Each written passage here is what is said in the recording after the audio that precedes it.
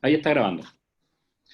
Bueno, hola, ¿qué tal? Muy buenas tardes a todos los que se han podido conectar en vivo y también me gustaría saludar a todas las personas que eh, no van a poder conectarse en vivo. Mucha gente me escribió, me dijo que quería participar de esta charla, estaba muy interesado en escucharla a nuestra invitada de hoy, pero por temas de agenda no se pueden conectar en vivo, así que de todas maneras, esta grabación, al igual que las demás grabaciones, van a estar disponibles en nuestro canal de YouTube para las personas que no se pudieron conectar, se puedan conectar de manera diferida.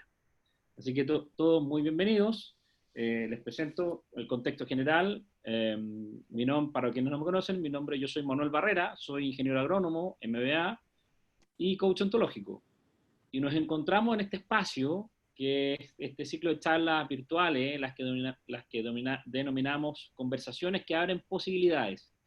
¿Por qué? Porque con un grupo de colegas, coach, creamos una plataforma con el propósito de generar un puente, de generar un punto de encuentro entre la profesión, esta maravillosa profesión del coaching, con sus distintas disciplinas, con sus distintas guías, con todos los invitados que hemos tenido, y las personas u organizaciones que les interesa o sienten que necesitan hacer un cambio en su vida o quieren resignificar alguna creencia.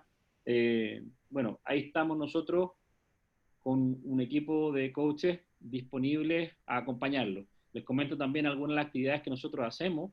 Eh, Hacemos trabajo con la comunidad. Actualmente con un equipo de colegas estamos acompañando a la Fundación Teletón aquí en Talca, en la ciudad de Talca, que es un trabajo muy bonito. La verdad es que nos sentimos nosotros tremendamente afortunados de que la Fundación Teletón haya confiado en nosotros y nos haya pedido ayuda para acompañarlos en su proceso para enfrentar, bueno, lo que estamos viviendo hoy día, la pandemia.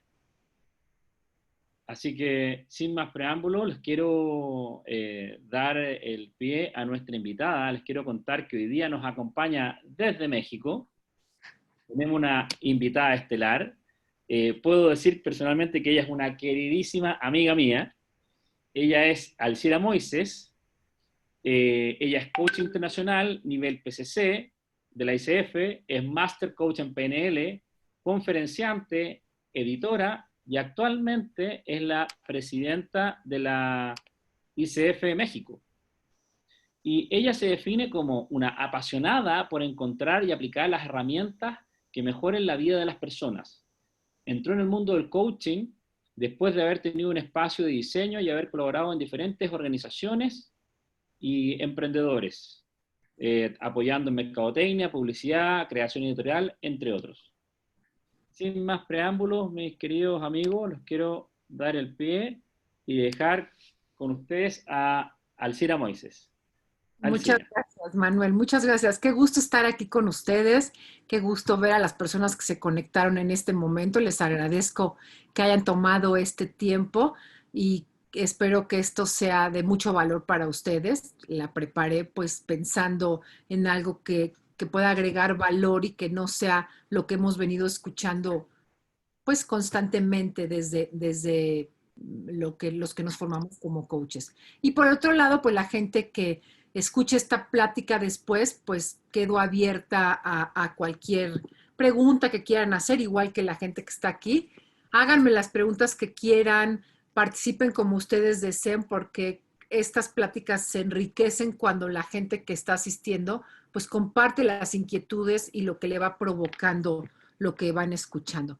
Así es que, sin más, pues voy a compartir pantalla, aunque no quiero hacer esto una presentación demasiado, no es una presentación, más es una conversación, así es que mejor en lugar de compartir pantalla en este momento, me gustaría, pues primero que nada, hablar del título de esta plática. Cuando Manuel me dijo, me invitó a darla, yo le preguntaba, ¿qué podría ser algo que les agregara valor a la gente que está escuchando estas conversaciones? Como, ¿qué podría ser? Y entonces estuvimos hablando sobre lo que ocurría en este momento, en estos momentos de un cambio tan marcado y que para todos están siendo tan significativos, y yo no quiero ponerle ahí un calificativo de bueno o malo, pero es evidente que hay un cambio importante. Entonces, me pareció que dada mi experiencia, no voy a platicarles de dónde vengo así como muy extenso, simplemente decirles que en un momento de mi vida dramático, muy doloroso, encontré una herramienta que para mí marcó un cambio. Fue antes de conocer lo que era el coaching, ni siquiera existía, yo creo. Bueno, sí existía, pero yo no lo conocía por lo menos, que fue la tanatología.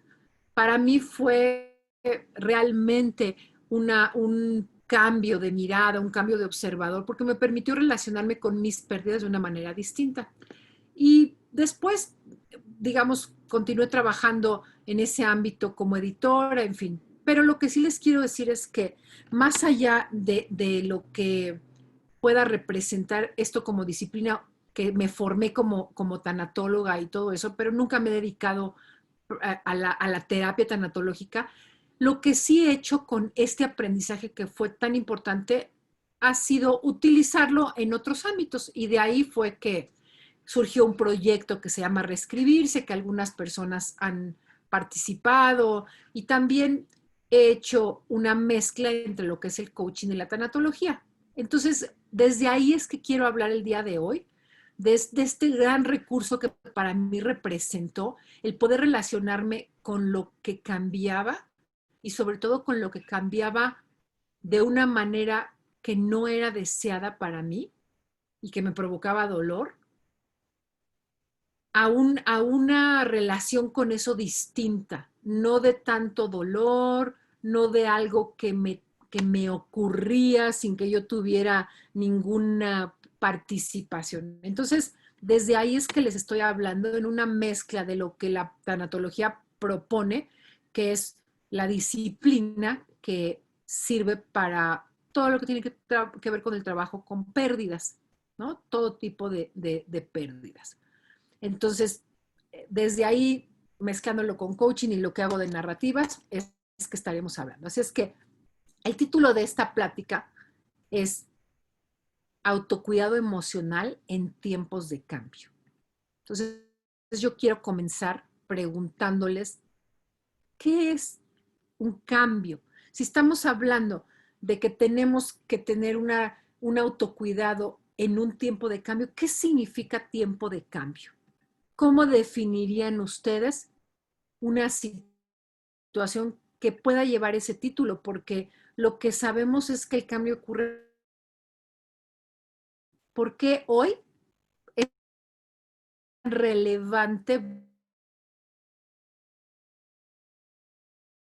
O sea, hay muchos cambios ocurriendo simultáneamente. Cuando yo hablo de cambio, lo puedo ver como algo que es mi cotidianeidad, y también lo puedo ver como algo que rompe el flujo de lo que yo llamo normalidad. Entonces, para ustedes, ¿qué significa cambio? Cuando llegaron a esta plática, cuando vieron el anuncio, dijeron, autocuidado emocional en tiempos de cambio, ¿qué les provocaba? ¿Qué reflexión les traía? ¿Por qué les pareció que era valioso dedicar una hora de su tiempo a oír esto?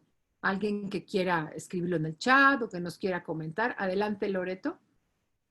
Hola, Loreto, gracias. adelante. A mí lo primero que se me ocurre es cambios inesperados, cambios no deseados, cambios como que no están bajo mi control, por decirlo de alguna manera, y que generan estrés o no sé, miedo, no sé, emociones difíciles de Ok, manejar, en el fondo, está de en ello. gestionar. Ok, ok. Bueno, creo que en general, cuando hablamos del cambio desde este punto de vista, siempre pareciera un sinónimo de algo incómodo, algo desagradable y también amenazante. No sé si ustedes coincidan, pero el cambio lo podríamos ver como una relación con el futuro y desde este presente. Es decir, desde este presente estamos anticipando un otro presente que no es el de ahorita. Y pareciera ser que ese presente, pues al sentir que es inesperado o que es inestable o que es con incertidumbre, lo veo como que algo que puede alterar mi estado natural de una manera negativa. Pero pensemos que siempre que estamos hablando del futuro, lo estamos haciendo desde este momento presente. No lo hacemos en el futuro, lo hacemos desde nuestra comprensión del mundo de este momento. Por lo tanto, ese futuro en realidad no existe más que nuestra conversación. No existe en otro lugar. Ni existe el pasado, ni existe el futuro. Existe la interpretación que hacemos de esos eventos, de lo que podría ocurrir o de lo que ocurrió. Por eso cuando trabajamos en un proceso de coaching, en un proceso terapéutico, lo que buscamos es que la relación que establecemos con el pasado cambie, pero el pasado en sí mismo no cambia.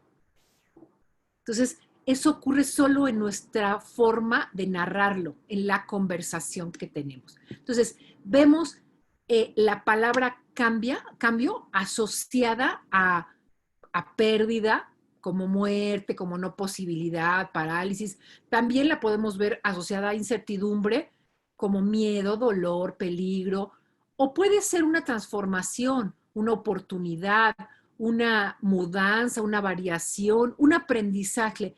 En sí misma la palabra cambio no tiene la connotación negativa que a veces le damos. Y a veces es un cambio muy bienvenido. Dime, Manuel. Alcira, como que me da la impresión de que en general, como que socialmente existe como una adversión al cambio, porque se asocia el cambio, claro, como a este concepto más como negativo, que es como, el cambio es el que me obliga a salir de mi zona de confort, no necesariamente siendo esta zona de confort una zona agradable, una zona grata, pero es la zona que conozco, que es el lugar que yo identifico como propio, porque el lugar que yo habito es la familia en la cual yo me encuentro, en la ciudad donde vivo. Quizás no me gusta, no 100% estoy a gusto en la ciudad donde vivo porque hay mucho smog, porque hay mucho tráfico, pero hablarme de cambiarme de ciudad, chuta, voy a algo nuevo, voy a algo desconocido, algo, y siempre hay como cierto rechazo, y cuando los cambios son como impuestos, como en este caso hoy día el cambio que ha habido social y cultural por esta pandemia que apareció de un momento a otro y a todos nos obligó a cambiar nuestras conductas, nuestros hábitos, algunos dependiendo de la ciudad en la que vivimos, si te toca cuarentena, tener que quedarte en tu casa, hacer teletrabajo, los niños ya no están yendo a clases, tienen que estar en casa, entonces genera todo un cambio familiar, entonces ha sido como un cambio forzoso y como que claro, yo siempre visualizo que hay como una percepción de rechazo hacia el cambio, como que hablar de cambio y, cambio, no, mejor no, dejémoslo, sigamos así como estamos, pero a veces no tenemos la opción, como lo que nos pasó ahora, y nos tenemos que enfrentar al cambio de manera obligada, y ante eso, ¿cómo lo enfrentamos? ¿Cómo resolvemos? Bueno, eso vamos a dejarlo para al final de la conversación. Déjame que eche toda mi historia y luego te digo cómo. Porque creo que primero tenemos que, por lo menos es la manera como yo me relaciono con lo que me inquieta y ojalá que les sirva a ustedes, es preguntarme realmente qué es el cambio, qué es eso que yo hoy declaro como un estado de incomodidad, en donde digo, yo estoy en un punto A y quisiera estar en este punto B, pero lo que hay en medio, eso es lo que me atemoriza, porque digo que como no sé, como es incierto, entonces podría alterar lo que yo anhelo y que veo como el estado ideal. Pero primero que nada veamos que yo escuché esta frase y me parece que tiene verdad en el sentido que sé que todos queremos cambiar, pero nadie quiere ser cambiado. Queremos cambiar a nuestro tiempo, a nuestro gusto, a nuestro momento, y no siempre eso es posible. Primero que nada, el cambio está siempre. Biológicamente, el cuerpo se está transformando. Yo escuché en una ocasión que decía Deepak Chopra que nada de lo que somos hoy celularmente estará dentro de 7 años. Y entonces, ¿por qué se mantienen ciertas coherencias? Pues debe de haber algo que mantiene esas coherencias, ¿no? Una cicatriz, ¿por qué una cicatriz se mantiene y otra no? En fin, esa es otra conversación. Pero lo que sí es que hay muchos tipos de cambios. Ante esta pregunta que tú haces, Manuel, tenemos el cambio cotidiano, ¿no? El cambio del día a día, el cual no sentimos amenazante. Y el cerebro, si planteamos que todo lo que ocurre, quien está al mando de una forma muy importante es el cerebro como órgano, no quiero decir con esto que sea el más importante del cuerpo, simplemente es el que da los comandos y las órdenes para que muchas cosas y funciones del cuerpo ocurran. Entonces, el cerebro es un órgano flojo, es un órgano que no quiere gastar energía innecesariamente y el cambio requiere gasto de energía. Y no es algo que el cerebro voluntariamente querría hacer, pero desafortunada o afortunadamente en este planeta, como terrícolas que somos, parece ser que no hemos encontrado una tecnología más efectiva para transformarnos que el cambio, que la incomodidad. Entonces, partiendo de eso, pensemos que hay cambios no deseados como el que vivimos ahorita, cambios deseados, cambios ya como filosofía de vida y el cambio paradigmático que creo que se empareja un poco con este cambio de hoy. Ahora, ante el cambio no deseado, fíjense qué curioso es el cerebro que reacciona de inmediato, ni siquiera pierde ya tiempo en estarse preguntando si lo que va a modificar se podría, no se podría, nada, cambia de inmediato porque está valorando qué es más importante, mantenerme como estoy o adaptarme. Entonces, ante el cambio no deseado, una crisis, por ejemplo, ocurre muy rápido. Fíjense, seguramente les pasará a ustedes en sus empresas, en sus trabajos, que un cambio que se estuvo preparando por meses, quizá por años, que no se podía implementar, se implementó en un fin de semana. Por ejemplo, el trabajo a distancia. No, que no se va a poder porque la tecnología, y de repente un viernes te dijeron, el lunes nos conectamos por Zoom. Y tuviste que aprender en un fin de semana lo que se estuvo deteniendo por meses. Ahora, cuando el cambio es deseado, a veces es más difícil. Cuesta mucho más trabajo porque requiere de un esfuerzo extra. No está en riesgo tu supervivencia y por lo tanto tienes que tomar un esfuerzo extra. Y cuando está el cambio ya como estilo de vida es una historia diferente. Pero digamos que todo eso es lo que es el cambio. Ahora, ¿cuál es la posibilidad que aparece ante el cambio o se ve amenazada? ¿Cuál creen ustedes que sean? O sea, ¿cuál les parece que cuando aparece el juicio de incomodidad, y voy a llamar incomodidad a cualquier emoción que surja alrededor de ella, que pueda ser de miedo, ansiedad, temor, todo eso, ¿cuál creen que es el juicio que está operando? ¿Qué posibilidad se ve amenazada? La que pase, ¿qué? Perder el control, miedo. Yo pensaba, a ver qué opinan ustedes, que es el para qué de mi vida. Como que ante el cambio hay algo que dice, eso que yo veo como mi sentido de vida está amenazado.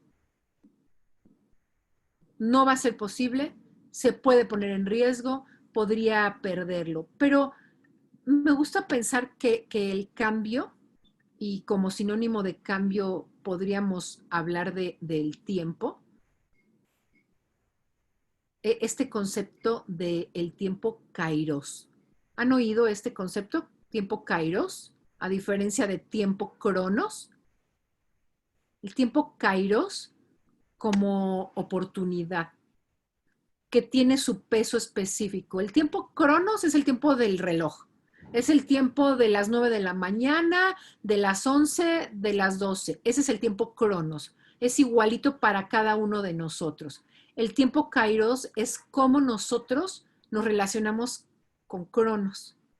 Cronos casi siempre se ve como sinónimo de pérdida. ¿No? Hasta las mujeres dicen tic tac, ¿no? Ya, la posibilidad de ser mamá, las arrugas, la belleza, todo eso está relacionado con el tiempo Cronos. Pero el tiempo Kairos es una puerta que se abre para darle un significado distinto a lo que ocurre en el momento. Entonces, ya hablé de lo que era el cambio, ¿no? Autocuidado emocional en tiempos de cambio. Ahora, pues, yo creo que lo que toca es hablar de la emoción.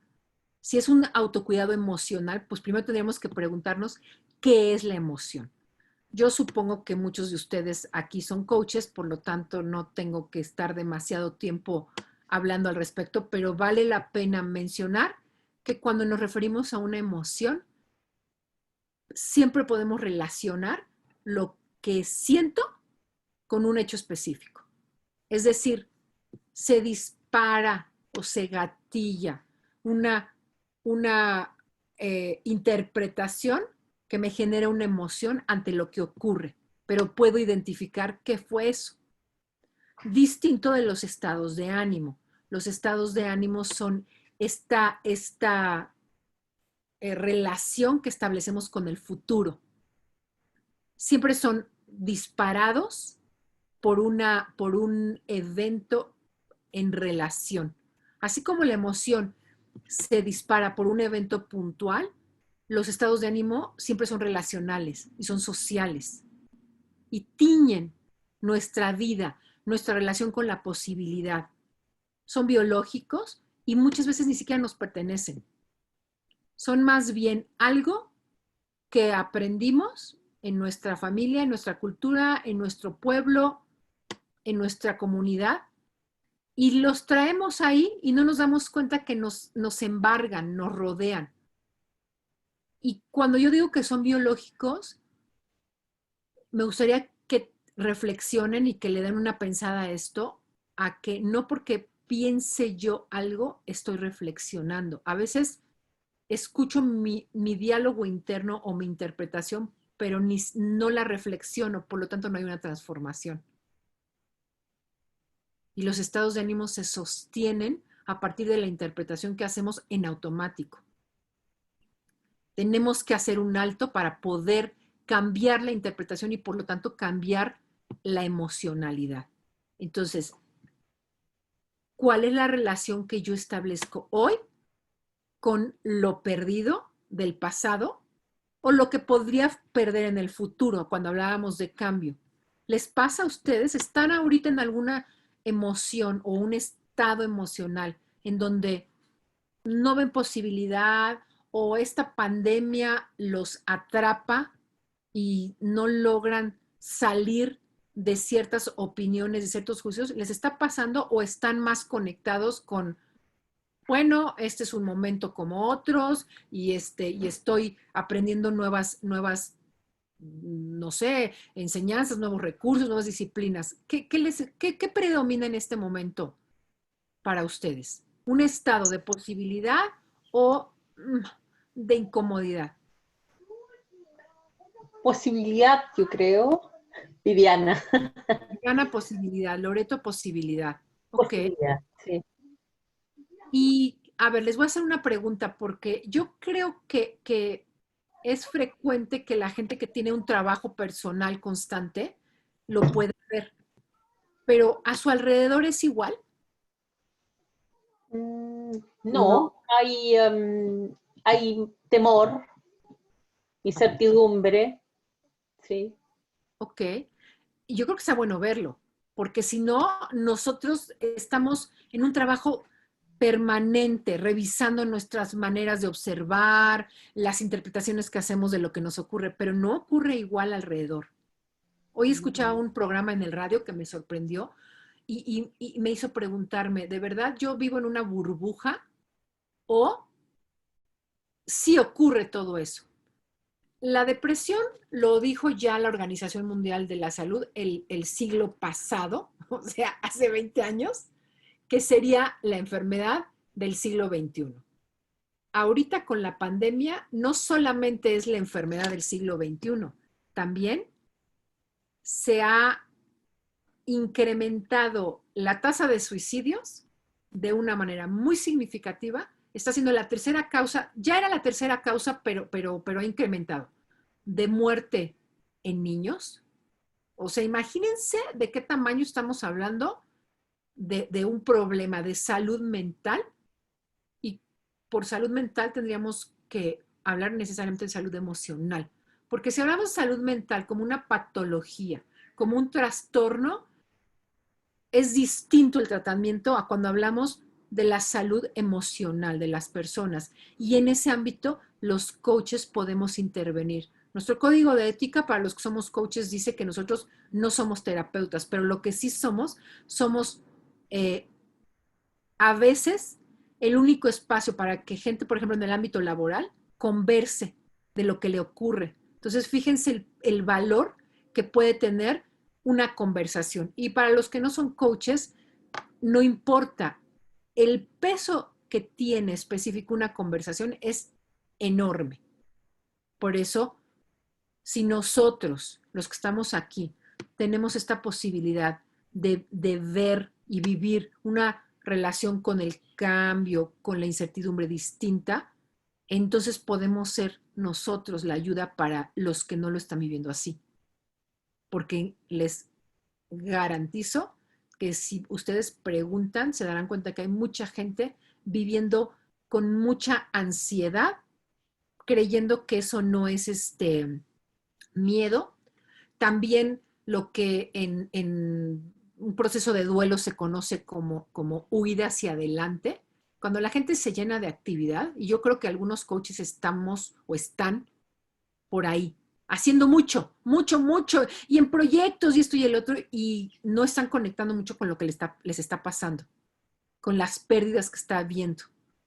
Entonces, yo nada más les dejo esta pregunta. Lo que tú hoy estás viviendo puede ser que también te esté un poco manteniendo desconectada de tu emoción, porque no le estás dando como mucho espacio. Simplemente la dejo como como pregunta, no es que yo esté afirmando que sea así, pero lo que sí es que piensen que la gente que está en estos estados de miedo, desconfianza, duda, lo que está viviendo es que ve el futuro como una amenaza y no siente que tiene los recursos. Dice un gurú que la línea entre la cordura y la locura es muy delgada. Cuando estamos en estas conversaciones recurrentes de que algo no está bien y que no, es que yo no sé cómo resolverlo, yo les puedo decir que aún con el trabajo que yo he hecho personal, hay momentos que a mí me atrapa esa conversación y tengo que estar muy atenta, porque si no, me subo en ese barco y tiñe mi relación con la posibilidad. Tengo en este momento una situación que estuve viviendo que me retó demasiado porque ponía en duda mucho de lo que yo consideraba correcto y que debería de ser de cierta manera, y me tomé varias semanas en encontrar una salida. Y fue a partir de la conversación. Entonces, no porque nosotros trabajemos con este permanente autoconocimiento, quiere decir que no hay momentos que nos ganan. Y yo nada más lo dejo como pregunta, si estás contactando realmente con lo que te está pasando, con el propio miedo que puede haber de decir, bueno, en realidad no sé, aunque ya sé que nunca se sabe, pero hoy me siento más miedosa por no saber, ¿no? Entonces, simplemente es decir, ¿estoy conectando con esa emoción o no? Alguna de ellas. ¿Estoy conectando con las pérdidas? No sé si les pase a ustedes, a mí me llama muchísimo la atención que aparte de las pérdidas que hay en este momento por la pandemia, yo he sabido de una cantidad de muertes por otras razones que digo, esto es muy extraño, por enfermedad, por accidentes, de muchos tipos. Me llama la atención y lo que más me preocupa, y por esa razón fue que yo le propuse a Manuel esta conversación, fue porque yo creo que hoy el no tener espacio para rituales de cierre va a generar en el futuro pues algún tipo de desequilibrio emocional. Yo sí creo que hoy se está viviendo un periodo de duelo, que no toda la gente está teniendo un espacio para hacer los cierres correspondientes, ni tener los recursos, y que puede convertirse en un problema de salud pública si no se atiende. Si nosotros que tenemos trabajo con gente en donde sea para el logro de objetivos, no hacemos un espacio para hablar de las pérdidas, la gente se desconecta de eso, pero no quiere decir que no le importe. Adelante, Loreto. Sí, estaba escribiendo, pero se me fue todo a Grace, no sé por qué. Sí, a mí lo que me pasa es que estoy conectando todo el tiempo con ese sentimiento que dices tú de pérdida. Eh, está, está como en muchos focos. O sea, yo veo alrededor crisis, o sea, incertidumbre, miedo, temor, todo lo que es descrito en relación a la crisis sanitaria, pero también a la crisis económica, la pérdida de empleo, un aumento impresionante de la violencia contra las mujeres. Eh, También lo veo en los profesionales que se dedican, que están en la primera línea, por así decirlo. No solo en la salud, los profesores, las profesoras están sumamente demandados. Entonces veo familias que están ahora en comedores populares, ollas comunes, familias de clase media que siempre han tenido recursos, oportunidades. Entonces es como que lo veo en muchos planos y claro, con incertidumbres muy de diferente orden y con muchas pérdidas, ¿no? Y en Chile ahora además también tenemos una situación social, política especial, a puertas de cambiar una constitución, pero todo frenado también por la pandemia, entonces hay pérdida como de ese proyecto, de ese movimiento. Entonces, lo que me pasa a mí es que yo me siento muy resiliente, no es la primera crisis, ¿sí? Y veo, es como muy importante lo que dices tú, el rol nuestro como coaches, como en el autocuidado y en el cuidado a otros, ¿no? Claro, Lo encuentro claro. tremendamente importante. Claro, gracias por esto que Ahora, cuando tú me dices, yo veo posibilidades, si tú me preguntas, aún así es porque como la resiliente, ¿no? Como la cigarro, ¿no? Eh, ya me levanté de una, entonces ahora me levanto, siento que tengo un poco esas herramientas, ¿sí? O esa visión de la vida, o no sé. Ahora, eso no sí, quiere decir que no haya conectado con las emociones, por ejemplo, al principio de la pandemia. Luego ya pones en acción todas estas medidas como de autocuidado y yo creo que ahora sí veo más posibilidades que crisis. pero qué bonito esto que nos compartes, Loreto, porque lo que tú dices es esto que tú llamas resiliencia, yo le llamaría músculo, yo le llamaría práctica. Hemos aprendido a darnos cuenta que esta situación dolorosa, cualquiera que sea, llámese un divorcio o llámese una pérdida de trabajo o el estar recluida en mi casa y preguntarme cuándo voy a volver a ver a mi familia o pérdida de una posición social, la muerte de un familiar, cualquiera que sea, siempre es un proceso.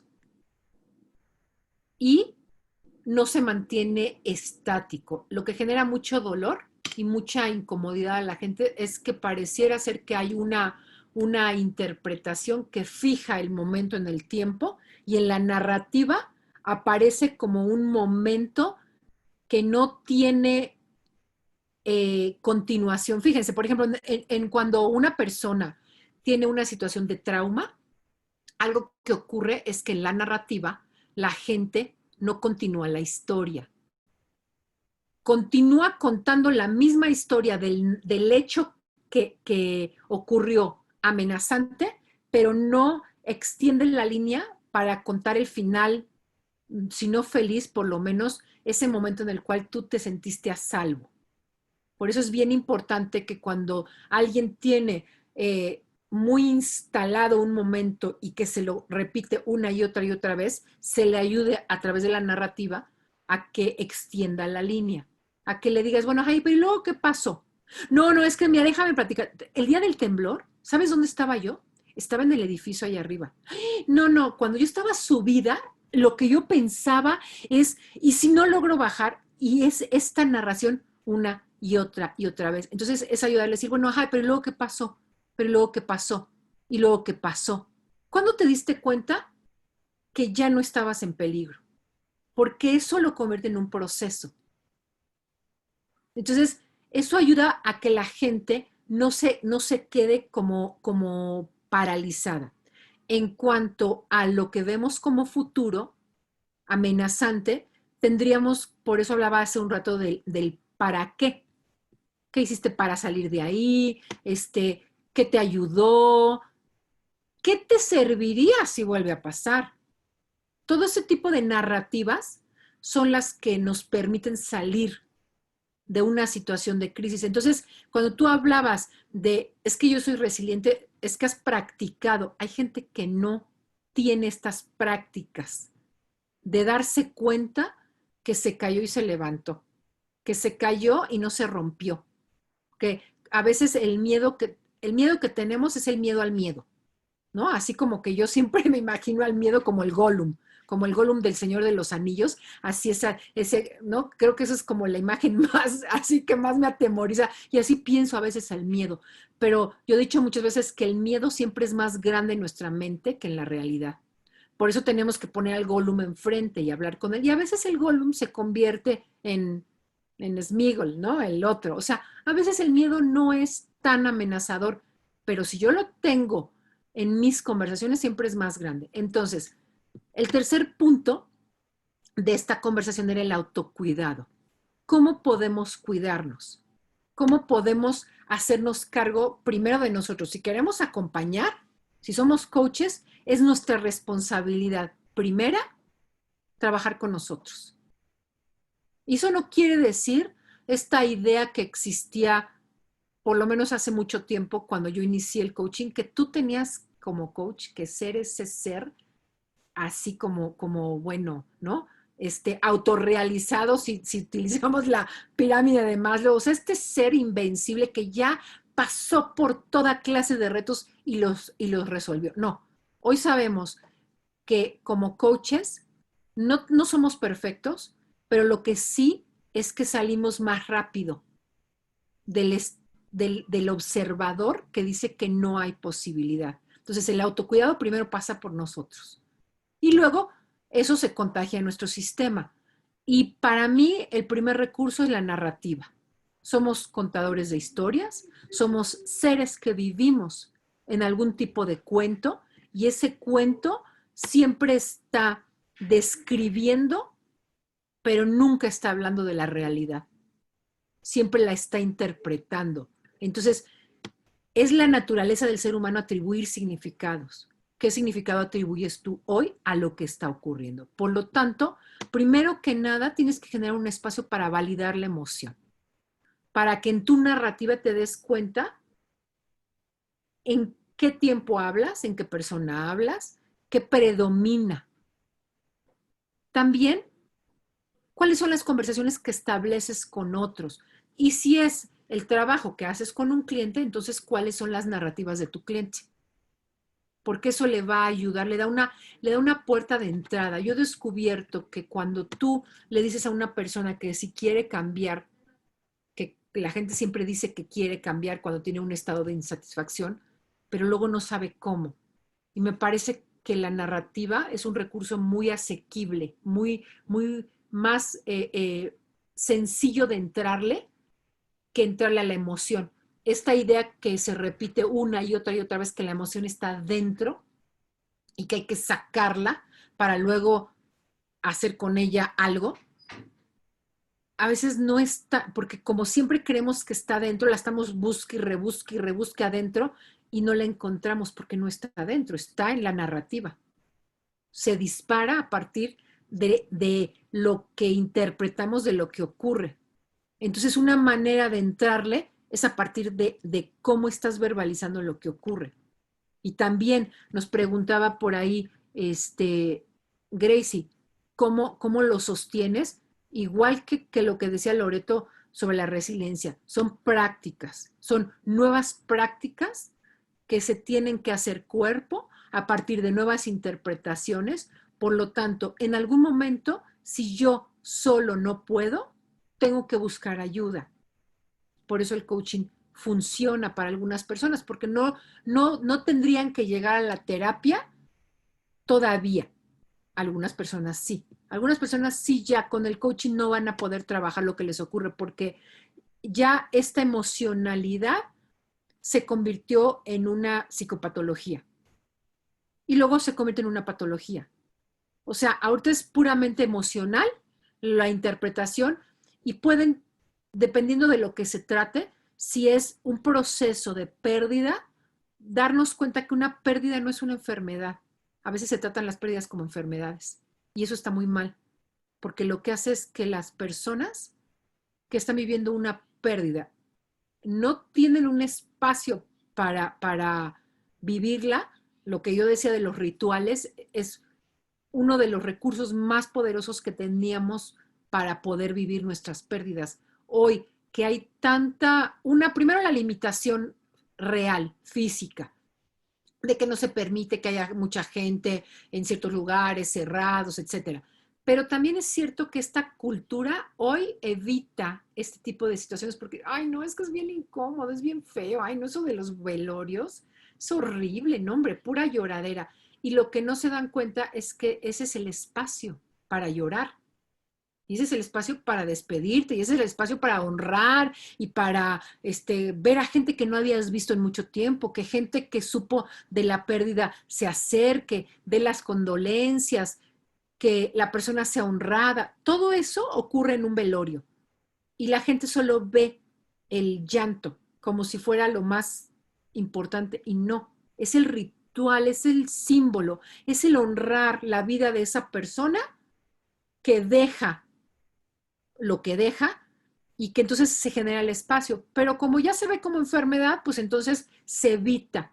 Y hoy también se está evitando por las razones que ya conocemos. Entonces, pensemos que hoy sería bien importante que si no he tenido la oportunidad de despedirme de alguien que murió por COVID o no por COVID, pues que yo, desde lo que para mí esté bien en mi relación con algo mayor a mí, mi espiritualidad, haga mis cierres, haga mis oraciones, mis reconocimientos, que yo honre a eso que se perdió o a la persona.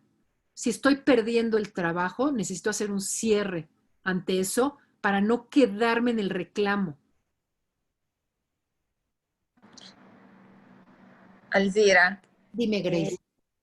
me pasó algo que me gustaría compartir, que es bien bonito lo que dices, porque yo soy brasileña, pero vivo en Perú y soy coach y, por ejemplo, la emoción de la tristeza siempre fue algo muy difícil para mí, porque Brasil está como que impregnada de la cultura de la alegría, ¿no? La emoción que predomina es la alegría.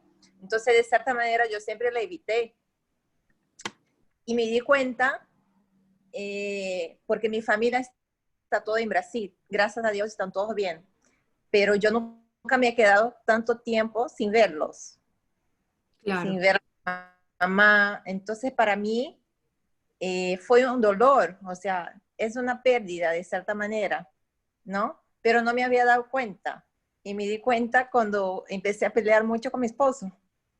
Me puse en un plan de no agresiva, pero así como que rabiosa, ¿no? Expresaba en la rabia y él me dijo, ¿qué te está pasando? Y ahí me derrumbé así, lloré lágrimas como 2 horas.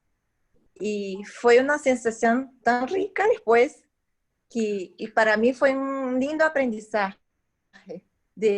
Por eso digo que es un desafío sostener ciertas emociones, pero cuando te das cuenta, el aprendizaje que hay detrás de eso, reconocer, ¿no? Es muy lindo, es muy lindo. Muchas gracias, Gracie, porque me permites con esto decir que a veces el dolor de la pérdida se ve no como tristeza, sino como enojo, porque el enojo es una emoción socialmente más aceptada que la tristeza. También Sí. culturalmente los hombres conectan más con el enojo que con la tristeza y las mujeres hoy estamos muy como jalando mucho a ese modelo de interpretación del mundo. Entonces, nos es fácil conectar con el enojo porque no queremos conectar con la tristeza. Y hace rato que yo decía, tienes que darte el espacio para decir, extraño a mi familia. Te voy a platicar algo, Gracie, que a lo mejor sirve no solo para ti, sino para los demás que nos escuchen. Mi familia emigró de Siria en el siglo pasado, ¿ok? O sea, a principios del siglo pasado. Y yo mucho tiempo en terapia, o sea, yo soy tercera generación por el lado de mi papá, soy quinta generación por el lado de mi mamá. En realidad, yo nunca viví esa emigración, nunca tuve hambre, nunca tuve que dejar un espacio seguro. Todo eso a mí no me pasó.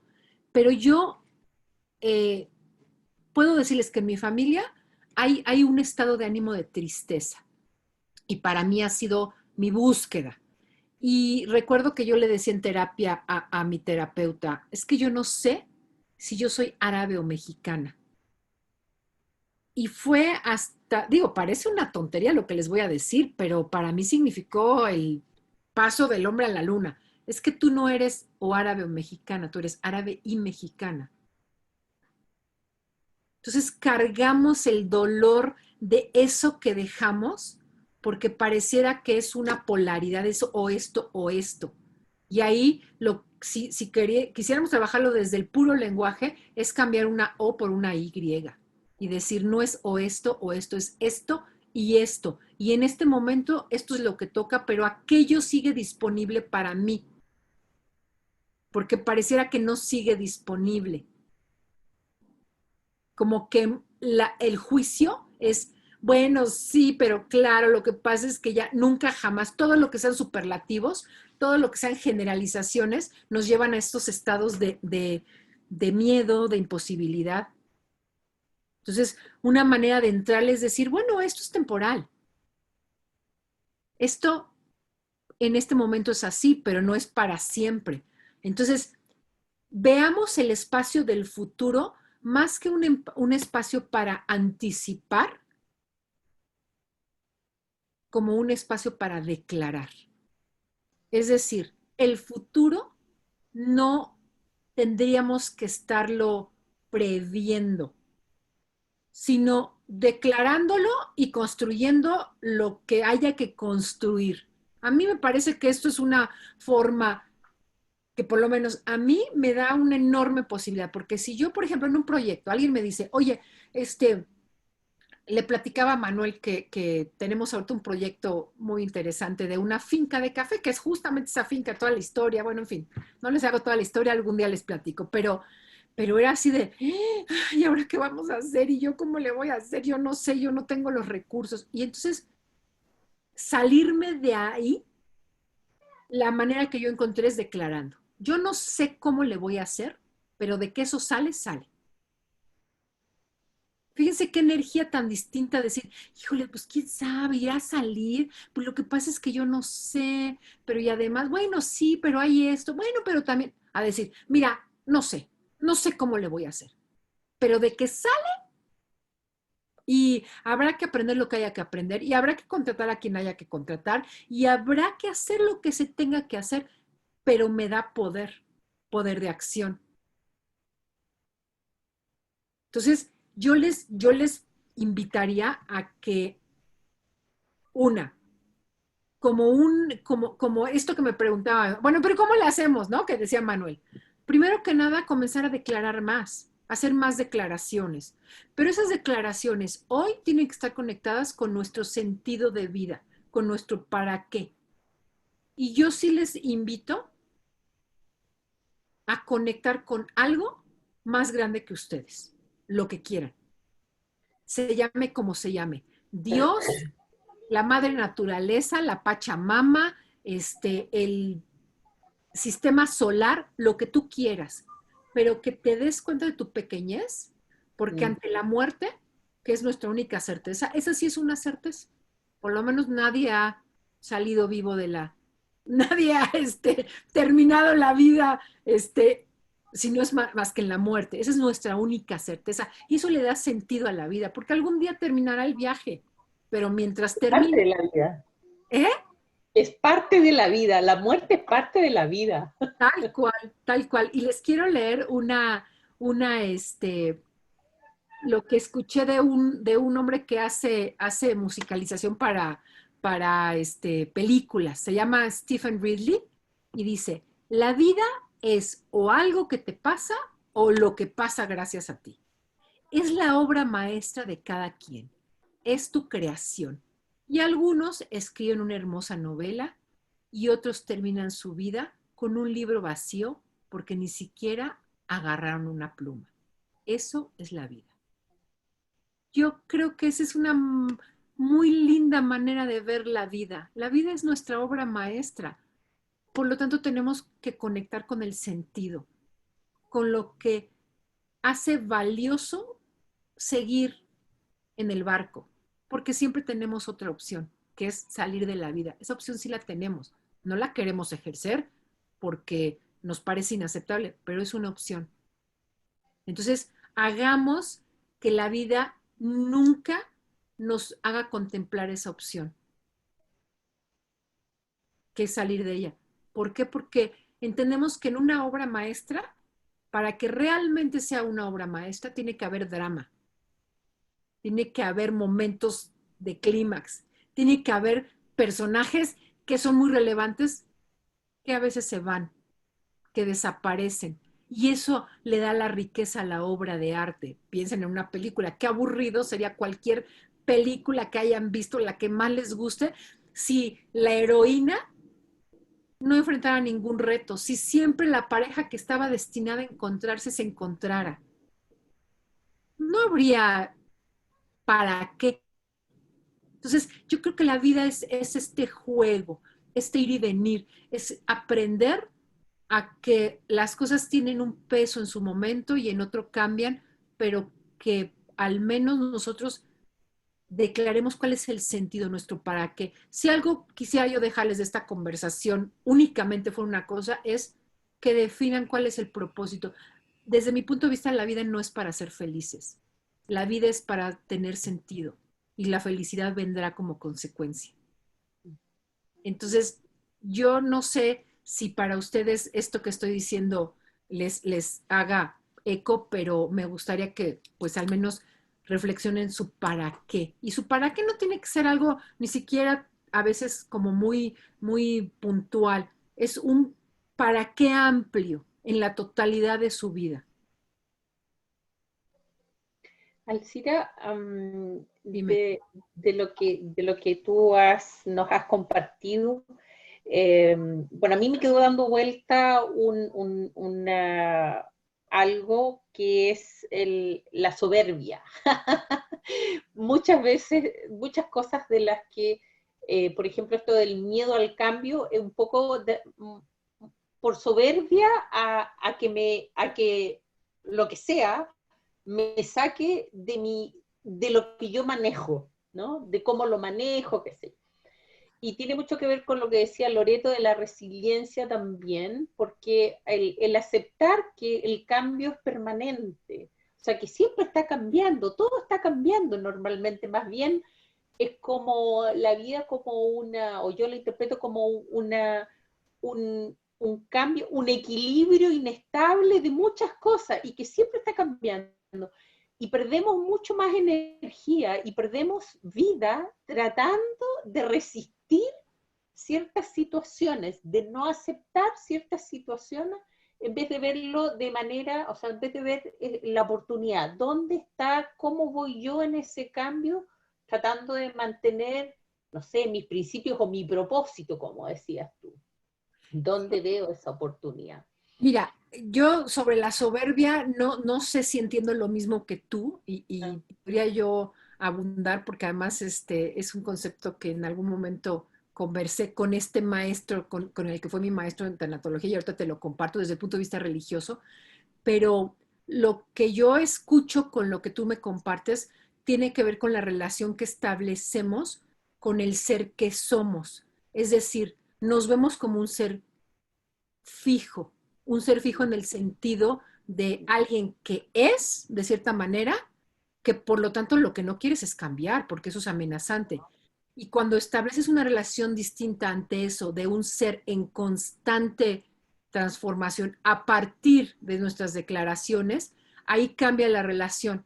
Si tú te logras ver como un siendo más que como un ser, o sea, yo estoy constantemente siendo de una manera, de otra, porque aprendo, porque me levanto, porque me caigo, porque me doy cuenta, porque genero, me cae un 20, como decimos en México, la chaucha o La la ficha, chaucha, sí. ¿no? Y que luego hago un cambio y que tengo que sostener el cambio, ahí cambia la relación con el futuro como algo amenazante. Cuando yo siento que tengo esta posibilidad, ahí puedo empezar a poner mi energía en buscar los recursos más que en buscar las explicaciones. Pero esta cultura, por lo menos, y yo respeto muchísimo a los psicólogos, yo misma he sido paciente, fui paciente por muchos años, pero creo que mucho de lo que la psicología no se está haciendo cargo, y por eso los coaches hemos tenido tanto espacio, es porque está muy enfocada en una descripción de una persona ideal, más que en la creación de esta persona que podríamos ser, que estamos siendo. O sea, como esta búsqueda de encontrar quién soy para luego a partir de eso, quién sabe qué, porque yo no sé el día que yo entienda quién soy, ¿para qué me va a servir? Todavía yo no lo sé, yo también. El siendo es más, es como, es como más cercano, ¿no? Es más cercano a nuestra naturaleza, es siendo permanentemente y somos, yo creo que todos los días diferentes. El problema es que cuando la persona quiere guardar ese ser, o sea, esa manera de ser y mantener ese ser, por eso te digo yo, es como una soberbia, y entonces le cuesta manejar su emocionalidad y no es capaz de vivir efectivamente, por ejemplo, la tristeza y manifestarla. Le cuesta hacer estas narrativas para seguir avanzando. En eso coincido perfectamente, es así, sí. Así Pues que entonces, gracias por la interpretación, sí, muy buena. sí, y entonces en ese caso nuestra labor como coaches es ayudar a nuestro cliente primero a construir una nueva narrativa en la cual más que anticipar, declaremos y luego hacer lo que sea necesario para construirla. Creo que ya son las 6 de la tarde, Manuel, no sé si ya es hora de terminar, pero bueno. Tienes tu micrófono. Uy, está entrando una persona ahorita. Sí, no, Alcira, no, mira, si es que tú tienes tiempo y los demás pueden, la idea es aprovechar esta instancia porque siento que ha sido tan bonito el espacio de reflexión, nos has traído tantas cosas, tanto para reflexionar, esto que hablabas del duelo, esto que hablabas de, de cómo está la sensación, yo me quedaba con la inquietud de si todo esto que estábamos viviendo, esto por ejemplo de no poder vivir los duelos o los rituales, que algo tan como necesario de toda cultura o desde siempre, pero que hoy día está imposibilitado. Claro, tú bien lo decías, incluso hoy día una persona que fallezca, que no sea por la enfermedad del COVID, está todo restringido, no se pueden hacer el ritual tradicional que era el velorio con toda la familia, ya sea en una casa o en una iglesia, y después esta procesión que es el acompañamiento hasta como el último lugar de descanso. Todo ese ritual tenía una connotación súper, claro, preponderante en este cierre, como para hacer ese cierre, como para poder después de eso respirar y seguir avanzando. Y en esta imposibilidad, yo pensaba, ¿cuánto de esto va a impactar en nuestra cultura? En todo el mundo, Manuel, no solo en nuestra cultura, en el mundo entero, porque es la primera vez en la historia de la humanidad en la cual todo el planeta, sin importar la religión, la cultura, el dinero, la posición, la edad, hemos sido igualados en el dolor. Es la primera vez. Por lo tanto, tenemos que esperar que algo se transforme en la manera en que nos relacionamos con la vida, con la posibilidad, pero sí sería importante que como parte de nuestra labor hagamos nuestros propios cierres. Hay distintos autores que hablan sobre el proceso de duelo. Probablemente ustedes hayan escuchado el proceso que habla Kubler-Ross, que habla de la negación como el primer paso, y después habla de la rabia, la depresión, a veces el regateo y por último la aceptación. Ahora hay otros autores que hablan de que no es la negación la primera fase del duelo. Mi maestro, Alfonso Reyes Subiría, hablaba del shock como una de el inicio de un proceso de duelo. Pero hoy hay un autor que a mí me gusta mucho lo que plantea, que él dice que no son 5 fases tomando como base lo de Kubler-Ross, sino que dice que son 6. Y la sexta fase para un proceso de duelo, porque yo en algún momento me preguntaba, a ver, la aceptación, ¿cuál es la energía de la aceptación? Podemos hablar sobre la diferencia entre la resignación y la aceptación, pero no nos metamos ahí porque seguramente sabemos desde el punto de vista del coaching, la diferencia entre resignación y si no del coaching, para alguien que nos escucha, una resignación declara que tú no tienes nada que hacer y bueno, pues te aguantas. Y la aceptación dice, bueno, pues esto que pasó me duele, no me gusta, pero mi vida continúa. Pero este autor habla de esta sexta etapa del duelo que que se refiere a ella como darle sentido. Entonces, la energía de la aceptación es un poco pasiva. Bueno, está bien, ya hice un trabajo de reflexión, ya me di cuenta que continué en la vida, continué con la vida, se abrieron posibilidades, el dolor pasó, lo recuerdo y lo añoro, pero mi vida continuó. Ok, pero es un poco, bueno, pues sí, pero si tú vas a la siguiente etapa, ahora, ¿qué hago yo con este aprendizaje? Ahí tiene una energía activa. Ya tomas tú el aprendizaje para algo. Yo no me había dado cuenta, por ejemplo, que todo lo que yo hice a partir de estar en mi proceso tanatológico, yo me convertí en la editora de los libros de mi maestro, tomé el diplomado, después, ¿no? El coaching, todo lo demás y el curso que doy sobre narrativas. Yo pensaba que era como mecanismo de defensa de sublimación, ¿no? Esto que uno este dolor lo sublima y entonces lo convierte en una fundación de algo para poder vivir con ese dolor. Hoy me doy cuenta que más está en este darle sentido. Decir, esto que yo viví, quiero que tenga un para qué.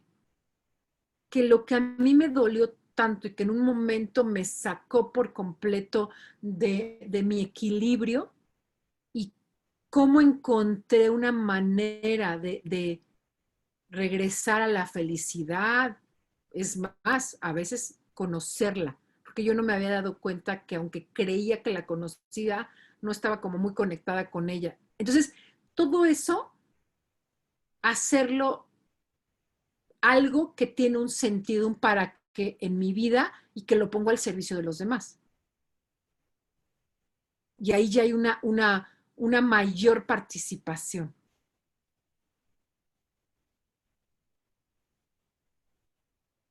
¿Alcira? Sí, claro. Que con esto que tú planteas de darle sentido del para qué, me resuena como el sentido de la contribución, Sí, claro. como el sentido del aporte a, ya no pensando en mí, no mirándome el ombligo, sino que mirando el global, en el fondo, en mi comunidad, en mi familia, en mi ciudad, en mi país, en la humanidad, pero como este sentido de contribución, de decir, bueno, todo esto que, no sé, a mí me tocó vivir aquí, cómo saco, cómo de este dolor, de este duelo, que me quemó el alma, que me quemó, cómo de esa ceniza saco algo que sea un regalo para. Claro, que es de hecho, en esta plática, cuando la estaba preparando, pensaba hablar del camino del héroe, de lo que va siguiendo el héroe cuando recibe el llamado, que se hace cargo de una necesidad, pero que el camino del héroe no concluye cuando logra la tarea que se le asignó, ¿no? Como Frodo cuando encuentra, ya por fin lleva el anillo. No, tiene que regresar a casa. Regresar a casa significa traer este aprendizaje al servicio de esa comunidad. Y eso es el darle sentido. Loreto quería comentar algo. ¿No? Entonces... O sea, sí, no, pero yo ya me tengo que despedir, lamentablemente. Está muy interesante, me encantó tu enfoque. Hay dos cosas que me las llevo.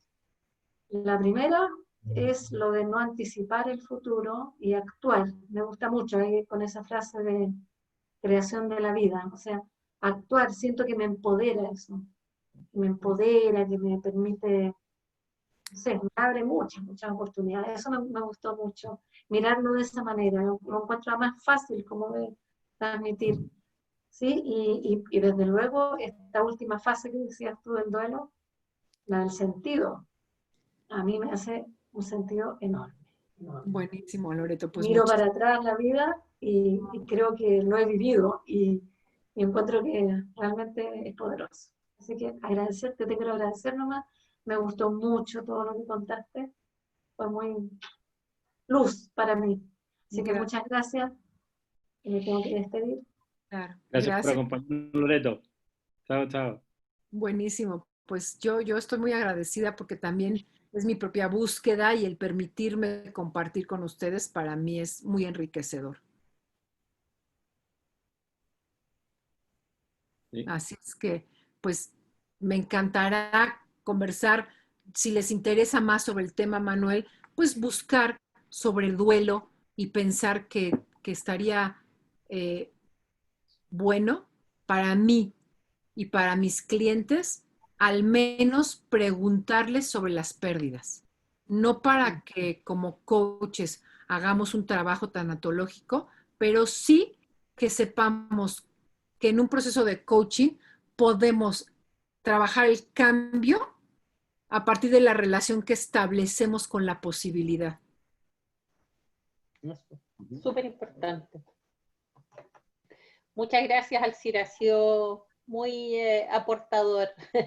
Gracias, Ana. Un gusto estar aquí. Y bueno, pues la gente que nos escuche posteriormente, pues un gusto también, ¿no? Saber de ustedes y sobre todo... Muchas gracias. Gracias, Manuel, y a todos los otros. Muchas gracias, Viviana. Muchas gracias, Norma. Muchas gracias, Alcira, nuevamente por haber aceptado la invitación a participar de este ciclo de charlas virtuales.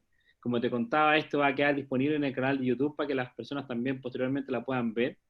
Después, si quieren, me pasas tus datos y yo los comparto con la gente que participa, si es que alguien quiere tener algún contacto más directo contigo y de lo que tú estás haciendo en México. Yo también aprovecho, bueno, de agradecerle la participación de hoy, dejarlos invitados desde ya para 15 días más. Tendremos un nuevo encuentro en este mismo horario. En 15 días más nos va a acompañar José Luis Soto. Él es venezolano, es coach también, y él nos va a traer la mirada desde la psicolingüística. Así que los dejo invitados. Alcira, nuevamente, muchas gracias por la charla de hoy, por la conversación de hoy. Fue un hermoso espacio reflexivo. Y nada, seguimos en contacto. Muchas gracias. Muchísimas gracias. Hasta pronto. Bye, Chao, bye. chao.